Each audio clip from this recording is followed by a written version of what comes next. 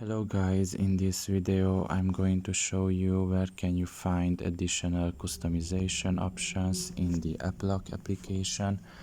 The first thing you need to do is enter the app. After you have done that and you are in the home page, you should look at the top of your right corner and there you will find the settings. Press on it and here you should select the second option, which is customization, and you can see here all the options here.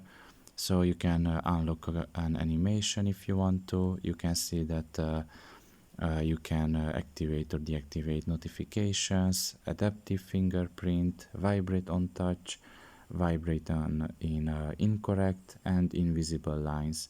Now you can activate or deactivate any of these by just pressing on them. You don't need anything else to do. And once you're done with it, you can just press once again on customization and it will be left like that. You can see it.